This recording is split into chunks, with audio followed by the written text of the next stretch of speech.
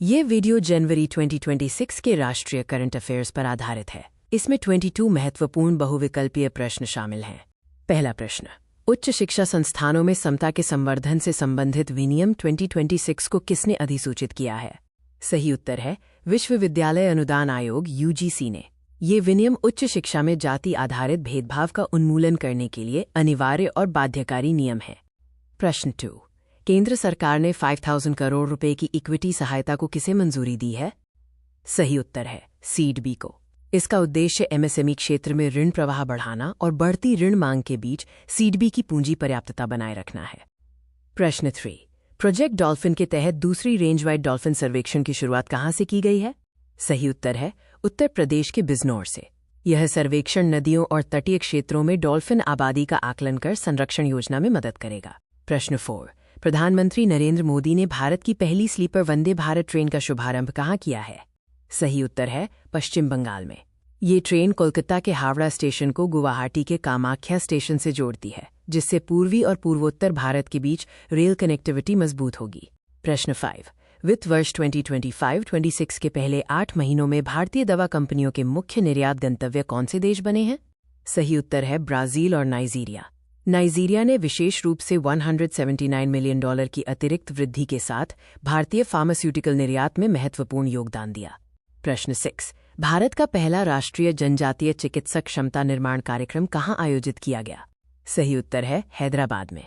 ये कार्यक्रम जनजातीय क्षेत्रों में स्वास्थ्य पहुंच को सुदृढ़ करने और पारंपरिक चिकित्सा ज्ञान को औपचारिक स्वास्थ्य व्यवस्था से जोड़ने के लिए आयोजित किया गया था। प्रश्न 7, किस उच्च न्यायालय ने कहा कि PM केयर्स फंड को RTI अधिनियम के तहत निजता का अधिकार प्राप्त है? सही उत्तर है दिल्ली हाईकोर्ट ने। अदालत ने स्पष्ट किया कि किसी संस्था का सार्वजनिक होना उसके निजता के अधिकार को समाप्त नहीं करता है। प्रश्न 8, PIB ने कमला हाइड्रो इलेक्ट्रिक प्रोजेक्ट को कहाँ मंजूरी दी है?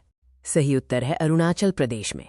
ये परियोजना कमला नदी पर स्थित है और इसमें 216 मीटर ऊंचा कंक्रीट ग्रेविटी बांध तथा एक भूमिगत पावर हाउस का निर्माण किया जाएगा। प्रश्न 9, आधार सेवाओं की जानकारी देने के लिए UIDAI ने कौन सा शुभंकर लॉन्च किया है? सही उत्तर है उदय। ये मैस्कॉट नागरिकों के लिए एक कम्युनिकेशन साथी के रूप में कार्य करेगा, जिसका उद्देश्य आधार से जुड़ी जानकारी को सरल बनाना है। प्रश्न 10, बायो बिटुमेन का व्यावसायिक उत्पादन करने वाला दुनिया का पहला देश कौन बन गया है?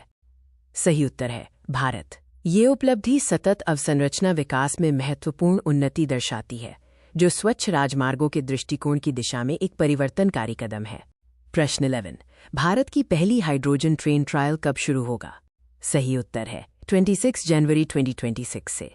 ये ट्रायल हरियाणा के जिंद सोनीपत खंड पर शुरू होगा, जिसमें ट्रेन की अधिकतम गति 110 to 140 किलोमीटर घंटा होगी। प्रश्न 12, IITM ग्लोबल पहल के तहत कौन सा IIT पहला बहुराष्ट्रीय IIT बनने का उद्देश्य रखता है? सही उत्तर है IIT मद्रास। इस पहल में विदेशी परिसर, अनुसंधान सहयोग और स्टार्टअप इकोसिस्टम शामिल हैं, जो उच्च शिक्षा को वैश्विक आउटरीच से जोड़ता है।